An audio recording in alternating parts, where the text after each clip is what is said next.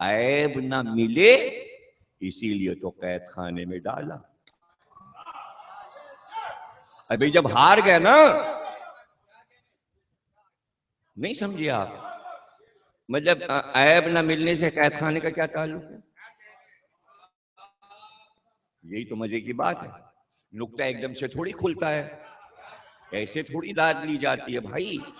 दाद लेने के लिए मेहनत करनी पड़ती है, तब मिलती है। तो देखिए मेहनत ही तो कर रहा हूं। अरे भाई इनका किरदार ऐसा है, अगर ये बाहर रहे तो लोग इनके किरदार से हमारे किरदार को नापेंगे, हम जलील होंगे, इनकी इज्जत पर कैद में बंद कर नजर ना। आप समझे बाबुल हवाज को कैद में क्यों डाला गया? तो मैं यही तारीख आज से कल तक में बताना चाह रहा हूं कि यानी अपने ही मोहसिनों के दुश्मन क्यों हैं। ये है मौजू औलादे रसूल और दुश्मनी, और दुश्मनी हद से ज्यादा। तो भाई अल्लाह चाहता था अंबिया के जरिए सिलसिला चले, इंसानों ने कहा कि नहीं हम अपना बनाएंगे। भाई यहां से झगड़ा शुरू हुआ। ये है असल मौजू हमारा, झगड़ा अल्लाह का और बंदों का यहां से शुरू हो गया। भाई तू बना के भेज रहा है, हम जब तुझे मान ही नहीं रहे, ये तो ये कह रहा है कि तू है कहां, हम ही हम हैं, लड़ाई इसकी है। आना हम कोई जात नहीं, डराओ नहीं हमें कि ऊपर कोई रहता है और जहन्नुम में डाल देगा और ये होगा। बस जो है ये दुनिया है और जिंदगी है, जो मालिक बन जाए इस दुनिया की नेमत का वही सबसे बड़ा। यहां से बादशाही की बुनियाद रखी गई और फिर बड़े बड़े बादशाह बनना शुरू हुए। जिसकी ताकत बढ़ती जाती थी वो दुनिया को गुलाम बनाता जाता था। उनके नाम मशहूर हो गए, खानदानों में वो चलने लगा। एक फिरौन नहीं गुजरा, 200 फिरौन गुजरे, सब फिरौन कहलाते थे। ये खिताब है। नमरूद किसी एक का नाम नहीं था, ये खिताब है। जैसे किसरा ईरान का हर बादशाह किसरा कहलाता था, जैसे कैसर रूम का हर बादशाह कैसर कहलाता था। उससे पहले फिरौन की औलाद में जो आएगा सब फिरौन नंबर 1, फिरौन नंबर 2, फिरौन।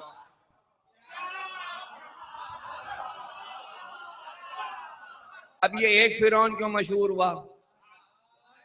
है एक ही यजीद क्यों मशहूर हुआ? अरे एक फिरौन इसलिए मशहूर हुआ कि मूसा जैसा नबी आ गया, और एक यजीद इसलिए हुसैन आ गए। वरना यजीद तो पहले भी थे, उसके बाद भी आए और अब भी हैं। हुसैन न पहले था न उसके बाद आया न अब, इसलिए यजीद भी छुपे हुए हैं। समझ रहे ना मेरी बात? तो एक फिरौन मशहूर हो गया। अब लोगों ने आइडियल बना लिया, अब इससे बड़ा तो आइडियल हो नहीं सकता। और भाई सोने के तख्त पे बैठता है, दाढ़ी में सच्चे मोती पिरोए हैं, सोने का ताज लगाता है, सारी रियाया हाथ बांधे खड़ी है, बाहर आता है पूरा शहर सजदे में झुक जाता। आइडियल बन रहा है। एक छोटा आदमी सोचे काश मैं भी बादशाह होता है। अच्छा कौन नहीं चाहता कि हम बादशाह? हाँ बताइए। अच्छा ना बन पाए, कभी तसव्वुर में तो सोचता हूँ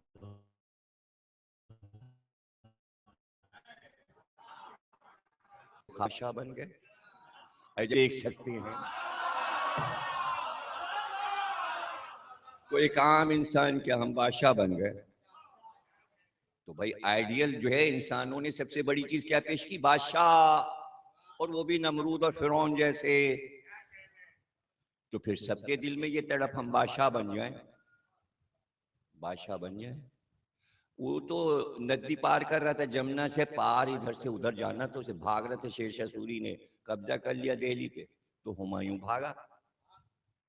तो जमुना पार करने के लिए कश्ती नहीं थी, एक बेश्ती था, जिसे बिश्ती बोलते हैं, पानी भरने वाला, मश्क वाला।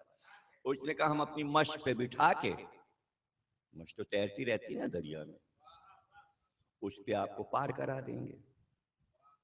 आप मश पे बैठ जाइए जैसे घोड़े बैठे, और हम तैरते हुए दरिया पार करा देंगे। दरिया पार करा दिया।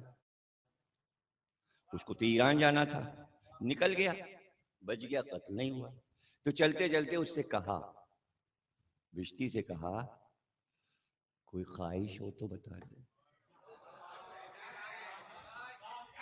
घरों में पानी भरने वाला, मशलात के, और हिंदुस्तान का बादशाह पूछे कोई ख्वाहिश हो तो बता दे, कि जब आप वापस आइएगा आपको हिंदुस्तान का तख्त मिल जाए। तो हमें एक दिन का बादशाह बना। अजय भाई ये क्यों एक दिन का बादशाह, क्या कर लेगा एक दिन में?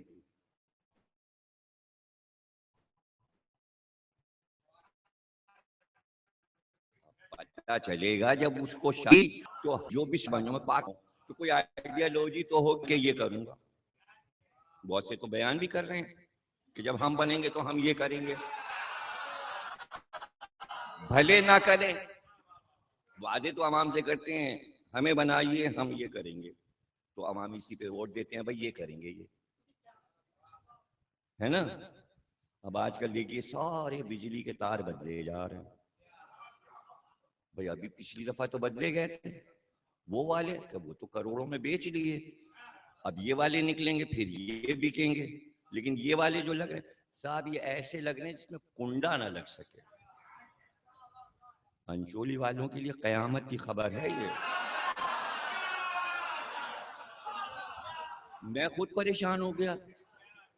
अच्छा, मैंने कहा एक साहब से, मैंने कहा यार ये तो बड़ा गड़बड़ हो रहा है, तो हमारे सारे सादात लोग बिल कहाँ से देंगे यार, अगर ऐसे तार लग जाए इसमें कुंडा नहीं लग सकता। पता है वो क्या जवाब मिला, मुझे याद नहीं किसने कहा, अरे आपको क्या पता अंचोली में बड़ा पैसा है।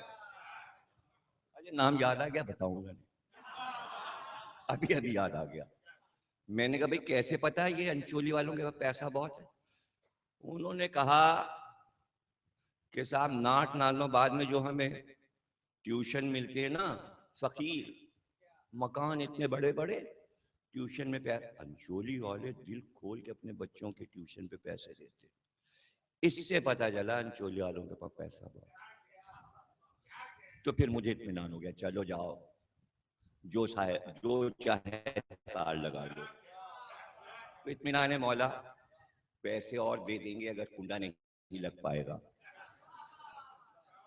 आज दुआ मांग दीजिएगा कि मौला कुंडा नहीं लग पाएगा, आगे का इंतजाम कीजिए। भाई हमारे पास तो दुआ के अलावा और कुछ नहीं। तो ये सब हुकूमत में होता रहता है, ये मसाइल है। और भाई ये मसले क्यों हैं? ये मसले इसलिए हैं कि अगर आप उनकी मेहनत के मुताबिक तनख्वाहें दे रहे होते और आप अपने महल गैर मुल्कों में ना बना रहे होते, तो कभी भी अवाम सोचते ही नहीं, आइडियोलॉजी ही ये ना होती। तो हर आदमी की अपनी आइडियोलॉजी होती है। हुमायूं वापस आ गया, उसे बादशाहत मिल गई, शायरान ने मदद किया, तक वापस कर दिया। सबसे पहले उसने कहा बुलाओ उसको, रिश्ती को। आ गए वो, कहा भाई तुम्हारा वादा, हम तुम्हें एक दिन का बादशाह बनाते हैं, अब तुम तक पे बैठो, जूता उसके सर पे रख, ये मुल्क तुम्हारा, आज तुम्हारा हुक्म चलेगा, एक दिन का बादशाह। उस पहला हुक्म दिया,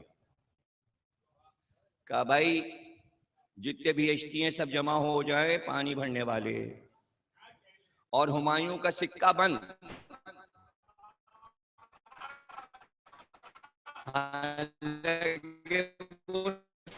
सोने का था,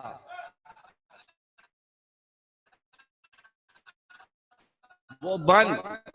अब चमड़े का सिक्का यादगार रहे में की चला, चमड़े का सिक्का। तो उसका जो पेशा था वो एक दिन का बादशाह बन के उसको मशहूर करा गया कि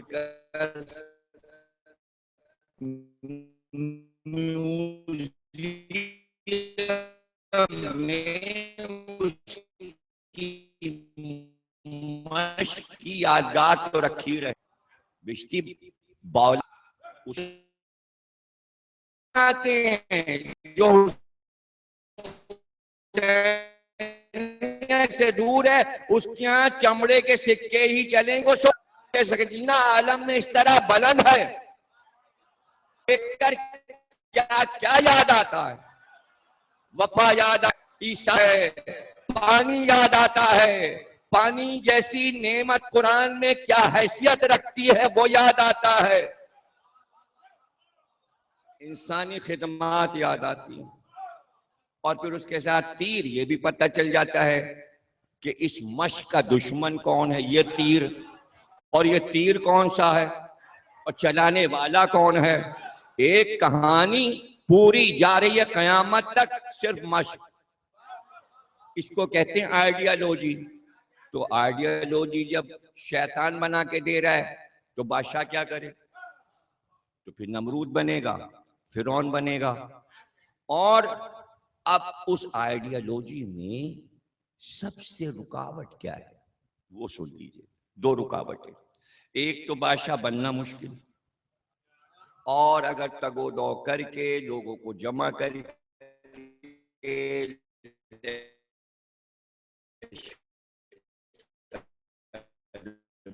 बनाकर लेकर गए पीने के लिए, तो अब यहां पर पहली आइडियोलॉजी बनी, जो मुकाबिल आए हमारे बादशाह बनने में अड़ंगा लगाए उसे मार दो, कत्ल कर दो या फिर जेल में डाल।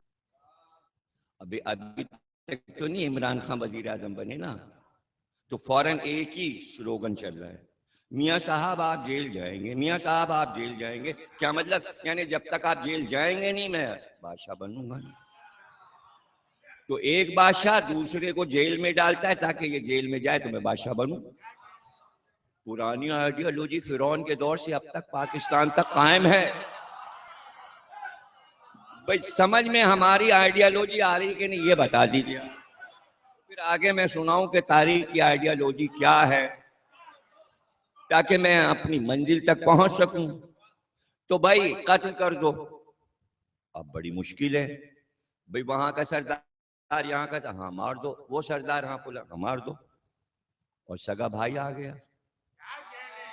अब आइडियोलॉजी बनी, सगा भाई भी आ रहा है, मार दो, हाथी के पैर के नीचे डाल के खिंचवा दो। कहानी है ये।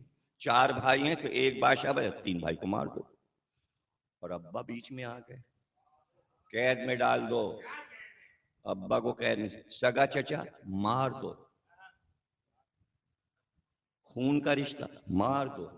अब समझे बादशाहत क्या है? बादशाहत खून का रिश्ता भूल जाती है।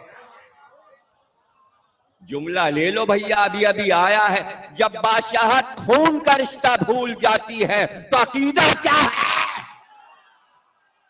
अब अगला जुमला सुन लो, जब बादशाहत खून का रिश्ता भूल जाती है तो कदीर उनकी नजर में बादशाहत।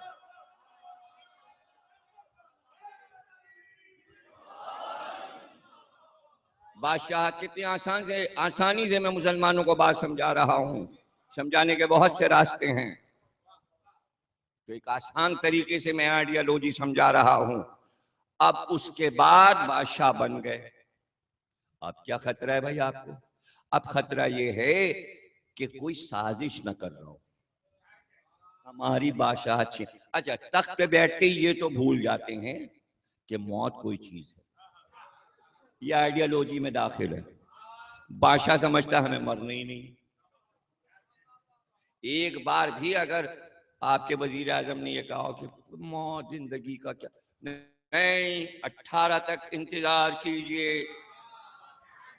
इतना यकीन है कि आप 18 तक जिंदा रहेंगे? हार्ट फेल भी तो हो जाता है। अरे अभी तो ऑपरेशन के लिए गए थे आप, गड़बड़ हो सकता था, इतना यकीन है? नहीं, आगे 20 साल तक का प्लान है।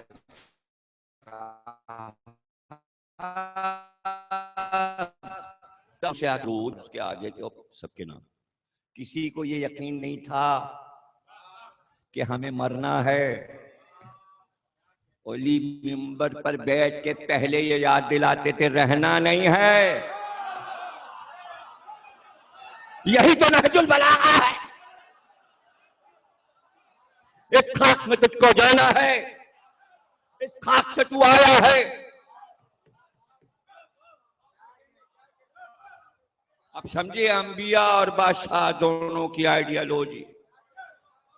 तो अब मसला यह है कि हमें रहना है और ये पता नहीं कि पल में क्या हो जाएगा, पल में क्या हो जाएगा, एक पल में क्या हो जाएगा। हम ही को रहना है। तो अब कहीं से पता चला वो साजिश कर रहा है, बस हल्की सी साजिश पकड़ी, उड़ा दो गर्दन, डाल दो कैद में। मतलब कोई बादशाह ना बनने पाए, बादशाह छीनने ना पाए। सारी जिंदगी हुकूमत करने वालों की इसी में गुजर जाती है। वहां क्या हो रहा है, वहां क्या हो रहा है, उसको पकड़ो, उसको मारो। तो अवाम के बारे में कौन सोचेगा? अंबिया को परवाही नहीं कि तुम हमें मार डालोगे, इसलिए कि अंबिया औलिया को पता होता है काम कब तक करना है। चूंकि उन्हें यह मालूम है कि कब तक का काम है, इसलिए उन्हें खतरा ही नहीं कि उससे पहले हम मरेंगे नहीं। हाँ हाँ हाँ, ऐसे वाकयात पे सुनाना शुरू करूं मैं ताहरीन के, मासूमीन के और पैगंबरों के, तो आप हैरान हो जाएंगे। जिसमें वो कह के घर से जाते थे ये कुछ नहीं कर सकेंगे हमारा, ये हमारा कुछ नहीं कर सकेंगे। अरे कितनी दूर है वाकया करबला 28 रजब से, 6 महीने का फर्क है ना। 6 महीने के बाद हुसैन को जन्नत का सफर करना है, मकाम आला में पहुंचना है 6 महीने के बाद। और 28 रजब को मदीने वाले कह रहे हैं दरबार में ना जाइएगा, वहां आपके कत्ल का सामान है। इमाम हुसैन ने फरमाया ये हमारा कुछ नहीं बिगाड़।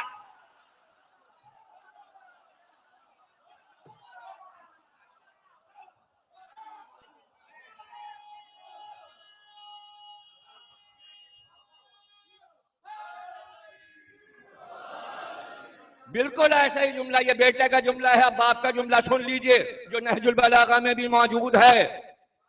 3 खिलाफतें इख्तिताम तक पहुंची, शूरा कमेटी बिठाई गई वसीयत के मुताबिक।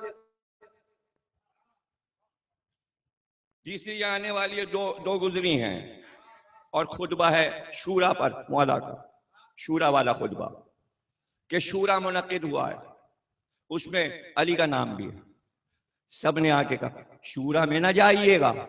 जुमला सुनिए, नहजुल बलागा का जुमला है। और मैं जब सुनता हूं और पढ़ता हूं, सोचता हूं, तो मौला के एक लफ्ज पे कुर्बान जाने को दिल चाहता है कि सदके में नहजुल बलागा के एक लफ्ज पे। सबने कहा माना जाइएगा, साजिश है, आपके कत्ल का सामान है, वहां आपको कत्ल कर दिया जाएगा। शूरा की मीटिंग में अली अकेले का जाऊंगा। हाँ, आगे के जुमले सुनेंगे, जाऊंगा। अब्दुल्ला इब्न अब्बास ने कहा ना जाइए, कत्ल का सामान है। कहा जाऊंगा। ये क्या करेंगे मेरा? इनके बाप दादा ने मेरा क्या बिगाड़ा जो ये बिगाड़।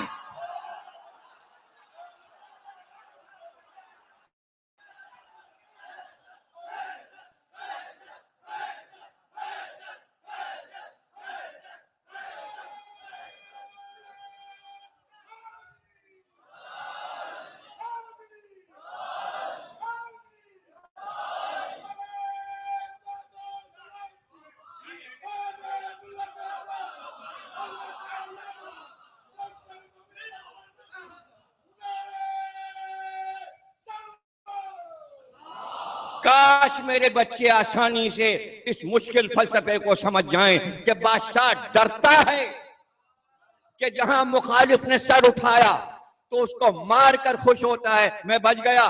वरना ये मुझे मार डालता और मैं तख्त पे बैठा रहूंगा। अहमक है वो। ये कैसी सोच है कि मुखालिफ को मार दिया अब हम बच गए।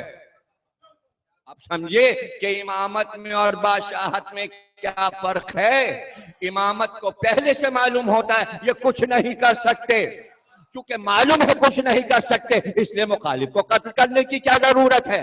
आज भी लोग पूछते हैं अली का हक था तो खुलाफा को तलवार उठा के मार क्यों नहीं डाला। अली क्यों मारते, मालूम था कि मेरा कुछ बिगाड़ नहीं।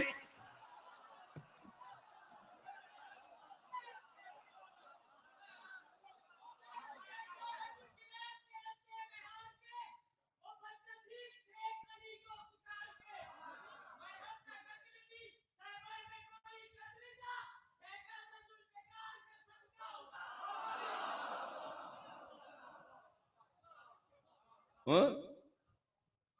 तो आइडियोलॉजी को समझना जरूरी है ना, कि पूछ रहा है पूछने वाला, जहां हैरत होती है वहीं तो पूछा जाता है ना। तारीखें पढ़ डालिए, बादशाहों से कभी किसी ने कुछ पूछा। देखिए बीच में जो ऐसे मौजूद आते हैं ये ज्यादा मजे की होती हैं कि जो आपको किताबों में ढूंढी से ना मिले। जरा सोचिए कहीं बादशाहों से लोग आके पूछते थे ये बताइए ये बताइए बताइए, अगर याद आ जाए। अब मैं इसका उलट बता दूं, बादशाह अपने मुसाहिबों से पूछते थे ये क्या है और ये है ना, पूछते थे। अभी अकबर बादशाह ने बीरबल से पूछा, बीरबल नौरतन से पूछता था अकबर, अकबर से कौन पूछता था, इसलिए कि सबको मालूम था पढ़ा लिखा है नहीं, ना उसको लिखना आता था ना पढ़ना आता, तो उससे क्या पूछते। वो सबसे पूछता था। तो उसने बीरबल से पूछा, बीरबल ये ये हमारे हाथ में लकीरें क्यों।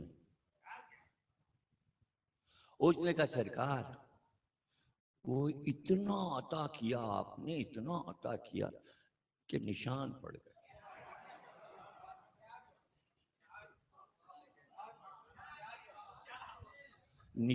निशान पड़ गए, इतना अतिया किया। तो बीरबल फिर तुम्हारे हाथ में क्यों निशान है। बादशाह तो पूछते हैं ना कि तुम्हारे हाथ में काहे के लिए निशान। सरकार इतना जिल्ले इलाही, इतना लिया इतना लिया। अकबर ने कहा ये जो सारे खड़े हुए हैं ये इतने जो सारे इनके हाथ में, अरे का जिल्ले इलाही इनके हाथ में ना देना है ना लेना है, कफे अफसोस मलते मलते मलते।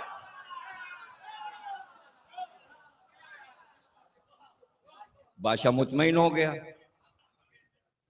यहां बादशाह मिंबर पे बैठ के कहता है सलोनी हमसे पूछो, हमसे पूछो हम बताएंगे। तो अब इस आइडियोलॉजी को छोड़कर ये बताइए कि दुनिया के तकाजों को कैसे पूरा किया जाए। तो अली को तो सब मालूम है, अली को पता है कि ये कै बरस रहेंगे और वो कै बरस रहेंगे और फिर वो कै बरस रहेंगे और इनसे कितने काम हो जाएंगे और उनसे कितने काम हो जाएंगे और उनसे कितने काम हो जाएंगे, और फिर ये सब जो है भेड़ों की तरह आके हमारे गिर जमा हो जाए और कहेंगे बाप ही आप हैं। ये तो अभी मदीने में आके अरब पुकारेंगे भाई आ सरकार आप ही हैं, गलती हो गई है, कहाँ किधर भटक रहे थे, आप ही आप हैं। ये तो अभी आप ही आप बहुत है, अभी तो नहरवान के बाद पता चलेगा आप ही आप है। कुछ इशारों में बात हो गई ना, समझ में आ रहा है ना मामला कि कहां तक जाएगा मामला। तो भाई ये हवस से मुल्क माल कि आइडियोलॉजी बादशाह बन जाना। अब रसूल अल्लाह ने तो एक अजीब बात कर दी कि बादशाह भी थे और बोरिए पे बैठे थे। अरे नई आइडियोलॉजी दे दी। वो तो जो पहले वाले अंबिया थे उनके पास तो कुछ था ही नहीं ना, वो तो आते भी गरीब थे और जाते भी गरीब थे। सरकार के कब्जे में पूरा अरब आ गया और यमन और ये और वो और माले गनीमत और दौलत और फलाना, फौज और लश्कर और तलवारें और घोड़े। अरे अजीब मसला हो गया। अब बादशाह क्या करे, फुसफुसा गए ना बादशाह। भाई अब अगर हमें इसके बाद बादशाह बनना है तो अब वो फिरौन वाला नहीं,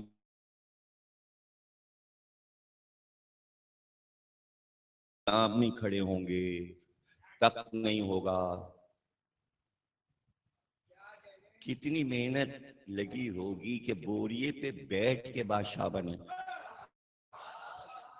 हाय हाय, थोड़ी सी आइडियोलॉजी बदल गई ना।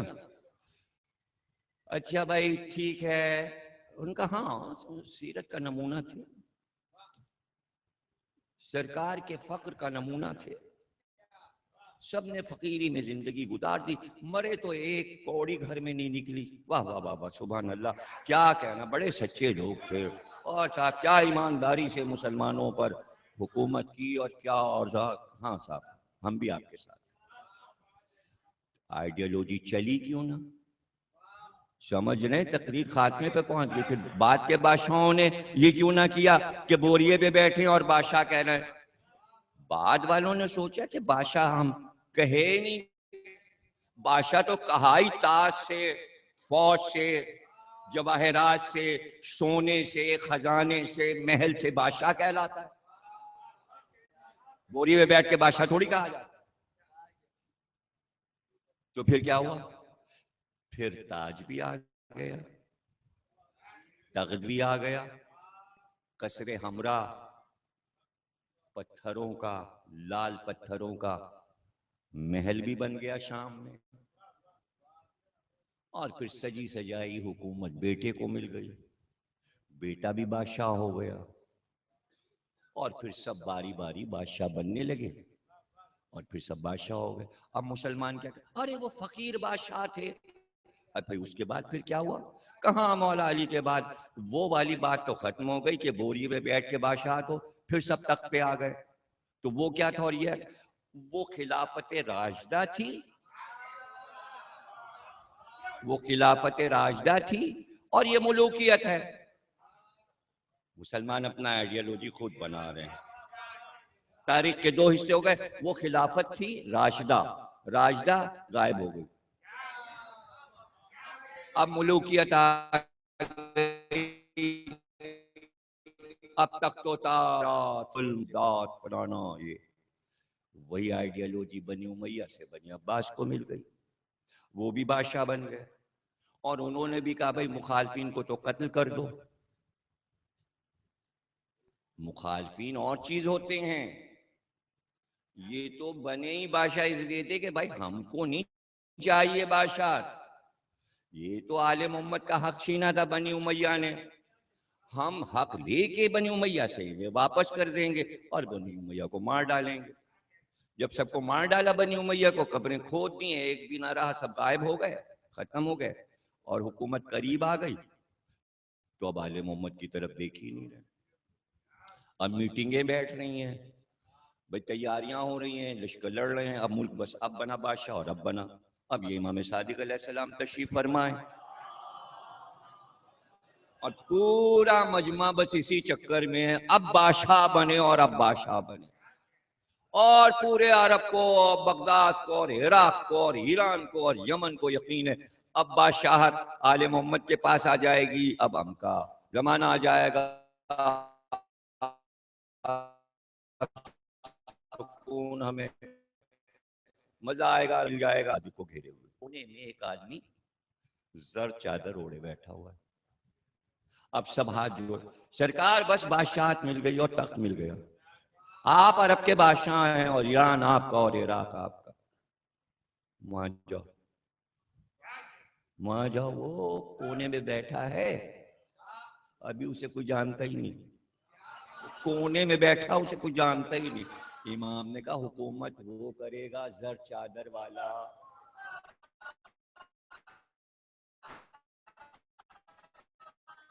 वो कौन है, वो मंसूर दुआनकी है। जब बादशाह से मिल गई, तब पब्लिक के समझ में आया कि इमाम क्या कह रहे हैं। जैसे ही उसको मिली, पहला काम वही सिक्कों वाला जो भिश्ती ने किया था ना, दुआनकी क्यों कहते हैं उसको? इसलिए कि दांत से सिक्के को दबा के देता, मुहावरा बन गया। कंजूस था, सिक्के को दबा के, पैसे को दबा के, तो बखील मशहूर हो गया पूरे अरब में, तो नाम ही पड़ गया दुआनकी, कंजूस तरीन आदमी। उसका बेटा है हारून रशीद। इसको कहीं से याद आ गया कि पहले जो खिलाफत बनी थी वो राशिदा थी, तो उसने सोचा कि राशिदा तो लड़की हुई ना, मर्दों के साथ राशिदा क्यों लिखा जाता है? तो वो मर्द बना, उसने कहा रशीद। नाम हारून था, अपने नाम में लगा लिया रशीद, ताकि मुअन्नस मुज़क्कर का फर्क हो जाए। बस उसने ये कहा जासूस छोड़ के ये पता लगाए रखो कि जो मुखालफत करें हमारी हुकूमत की, उन अब जिन्हें आले मोहम्मद से दुश्मनी थी वो आके ये खबर सुनाते थे। भाई क्यों भाई, क्या खबर है? उसकी वजह ये थी कि बहुत दिनों के बाद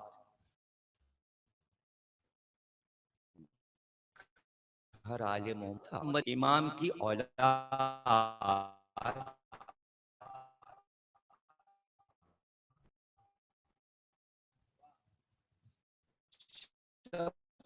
को पता चल गया था कि बस ये सबको मौला अली के हैं, तो ये भी कुदरत का निजाम है, ताकि कत्ल होने पर एक तो बच जाए।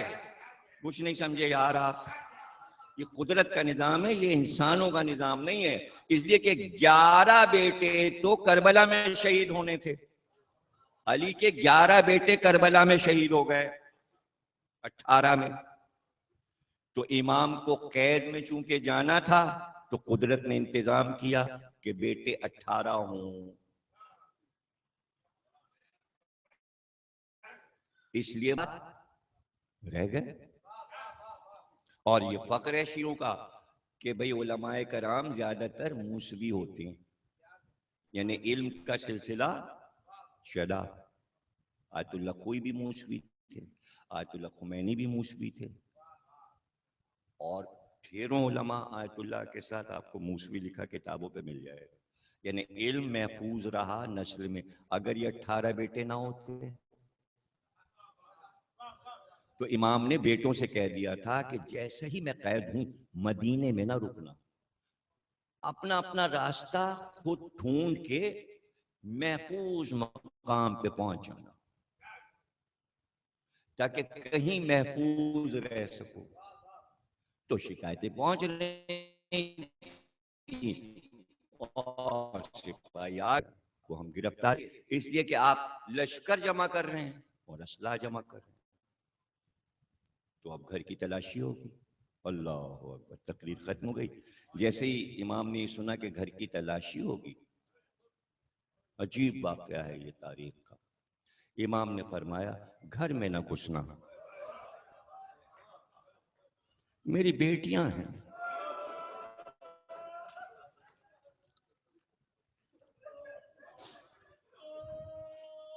घर का एक एक सामान मैं लाके दरवाजे पे रखे देता हूं, सब ले जाओ, लूट ले जाओ। कहते हैं कि गुलामों से कहा सब सामान लाके शाहराह पे ढेर कर दो, घर में कुछ न रहे। उसके बाद खुद इस मसरा में गए और बीवियों से और बेटियों से कहा जेवर उतार कर मुझे दो, मैं हाथ बांध के कहूंगा मौला मदीना है ना, फरियाद तो रौज़े रसूल तक पहुंच सकती है।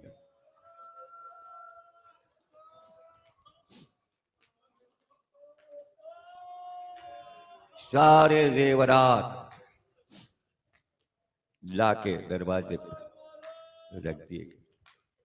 और फिर इमाम ने फरमाया इतनी इजाजत तो दे दो, एक बार अपने जज से मिल लूं। तो जो रावी हैं वहां के, वो बयान करते हैं इस तरह कब्र नबी पे लौटते थे जैसे मछली बगैर पानी के तड़पती।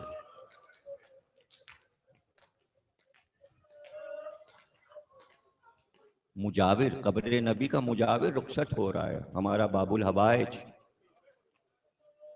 फिर आप सोच रहे होंगे कि वो बच्चे कहाँ गए, एक का सुना दूं ताकि पता चल जाए सब पे क्या गुजरी।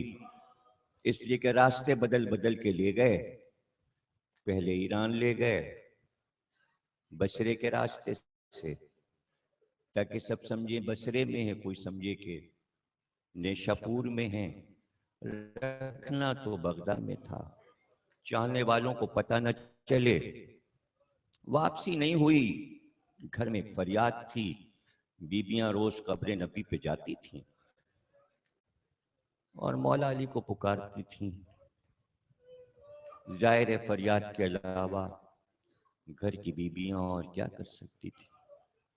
बच्चों में जवान कोई नहीं था, सबसे बड़े इमाम रिजा थे भाइयों में, लेकिन सबकी उम्रें 8-10 साल से ज्यादा की नहीं थी, इसी के दरमियान में थी। एक बेटा जिसका नाम कासिम था, कासिम इब्ने मूसी काजिम, नजमा बीबी के बेटे थे, इमाम की ज़ौजा।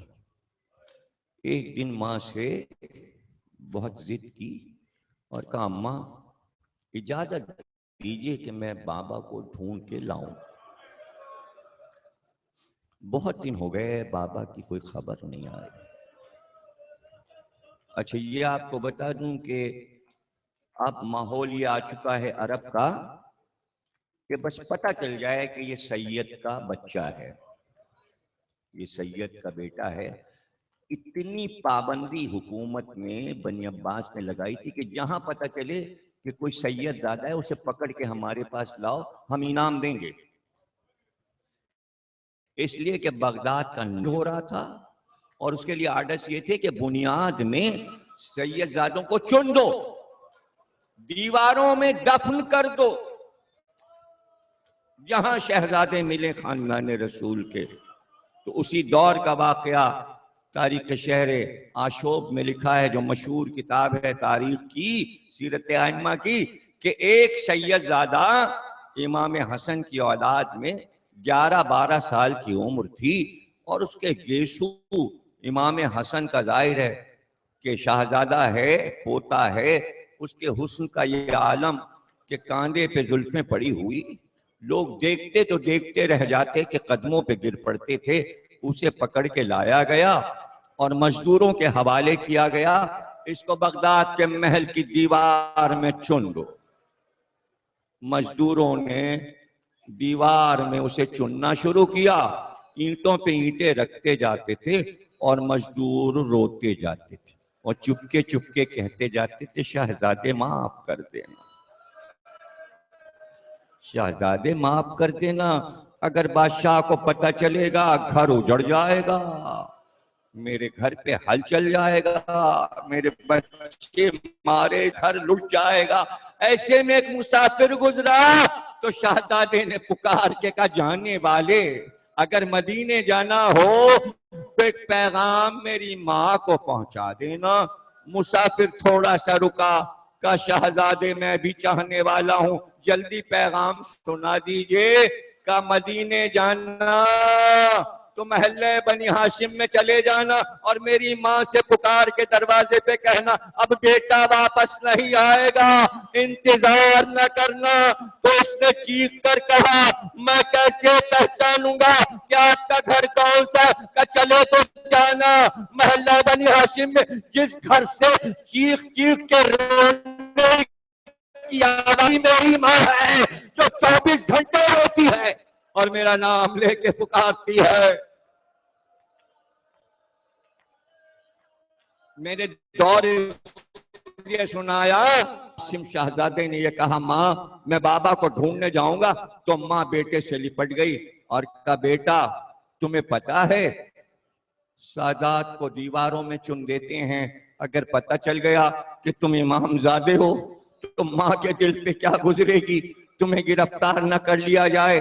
बच्चे ने कहा अम्मा मैं अपनी हिफाजत करूंगा, मैं छुपता बहुत। खाना पकाया, पका के दस्तरखान में नाश्तेदान में बांध जोड़े किए सामान करके कासिम बेटा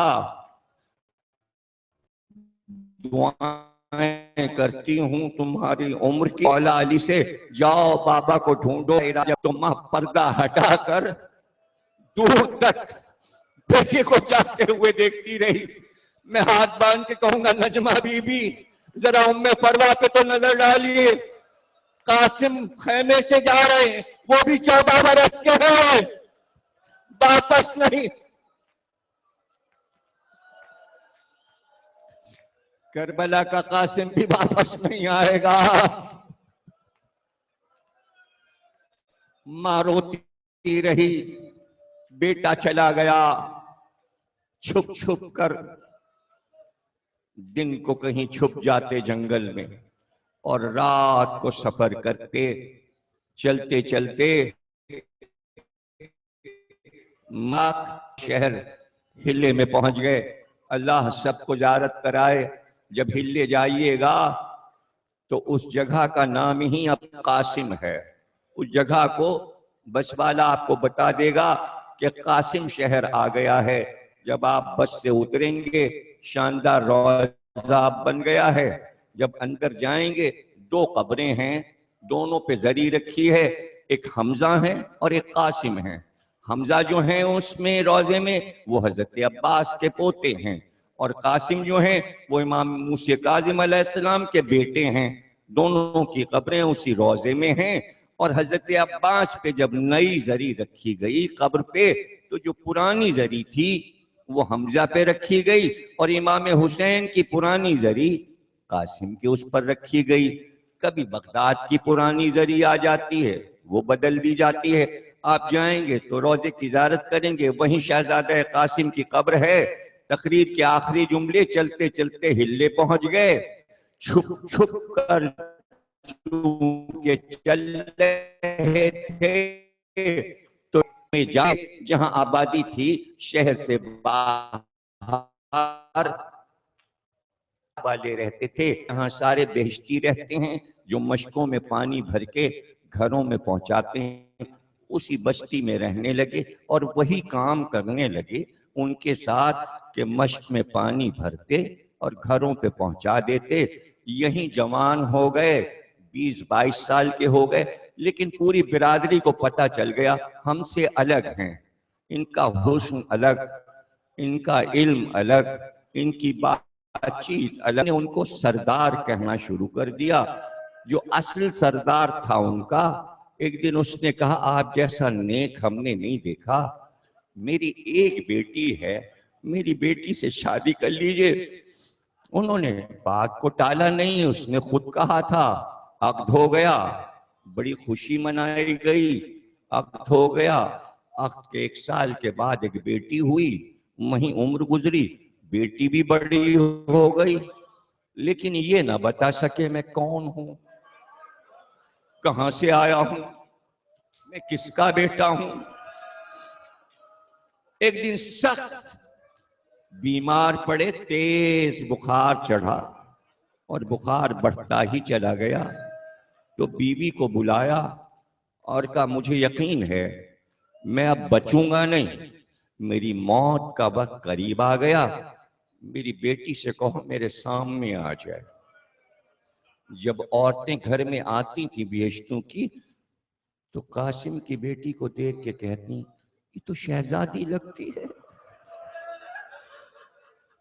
ये तो शहजादी लगती है, ये हम में से तो नहीं लगती।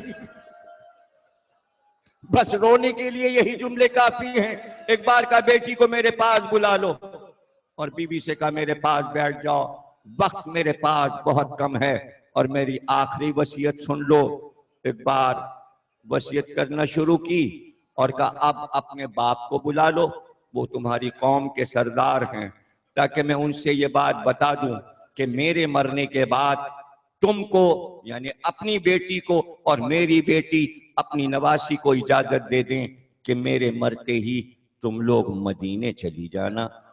तुम लोग यहाँ की नहीं हो, अभी मैं कुछ बता नहीं सकता तुम लोग कौन हो, इसलिए कि जमाना दुश्मन है, हम छुपा कर जिंदा रहे कि हम कौन हैं, लेकिन अब अपने बाप को बुलाओ ताकि मैं असल होने लगी, और रोकर कहने लगी वो तो नहीं आ सकते, इसलिए कि पूरी बिरादरी बाहर बैठी है, जमीन पर मजमा जमा है और वो भी बीच में बैठे हैं, वो छोड़ के नहीं आ सकते।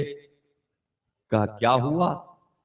कि जैसे तुम्हारे कुछ राज हैं वैसे ही हमारे भी राज हैं, हम लोग भी अपना राज किसी को नहीं बताते। का मैं तो अब मर ही रहा हूं, मुझको बता दो, मैं तो सीने में लेके चला जाऊंगा, क्या राज है तुम लोगों का? का हम तुम्हें बताते हैं, हम इस हुकूमत को नहीं मानते, हमारा एक इमाम है, हमारे रसूल को अपना हादी मानते हैं। का तो बिरादरी क्यों आई है? का अभी अभी बगदाद से खबर आई है कि हमारा इमाम बगदाद के कैद खाने में मार डाला गया जहर देकर। चूंकि मेरे बाप सरदार हैं इसलिए पूरी कौम पुरसा देने आई है।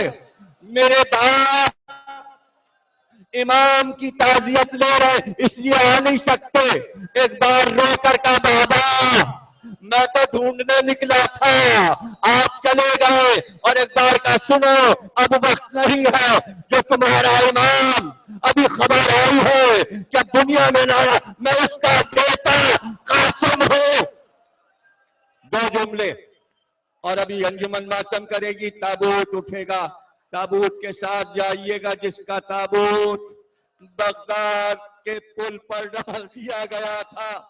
और कल की मजलिस में पूरी शहादत पढ़ूंगा, आज की हद तक आखिरी जुमले का मैं कासिम हूं, मैं उसी इमाम मूसा काजिम का बेटा हूं।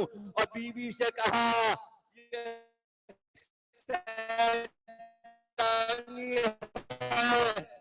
ये तुम्हारी बेटी से, जब मुझे कर मदीने हिफाजत से जाना और उसकी दादी के पास पहुंचा देना, मेरी माँ मेरा इंतजार कर रही है, अगर पोती को पाएंगी तो बड़ा सब्र आएगा।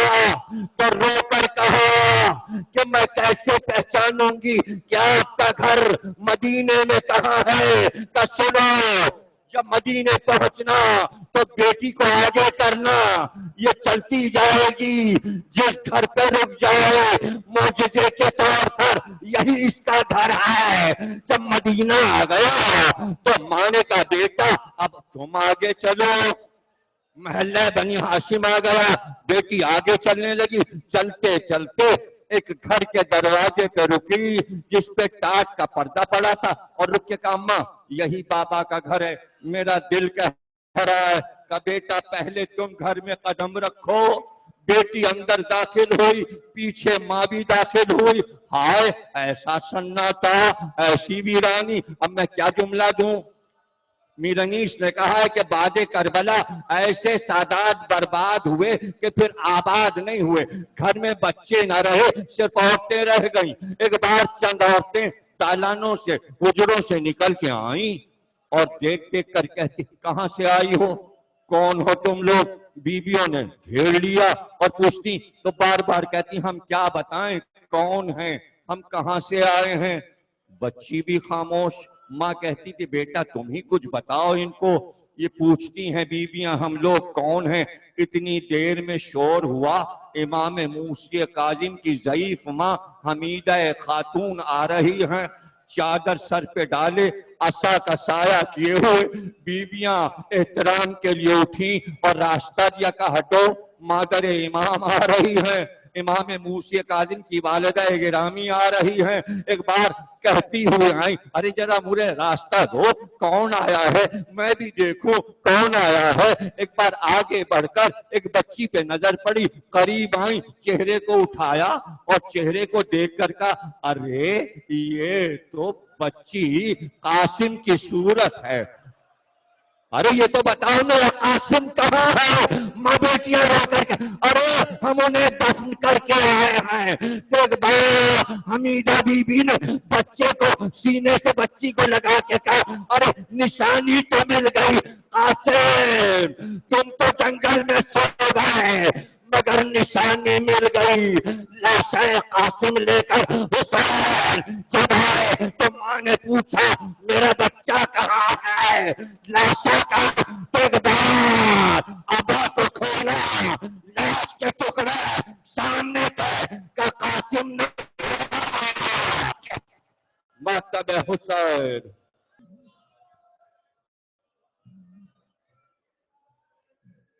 ये साथ व मजलूम गए,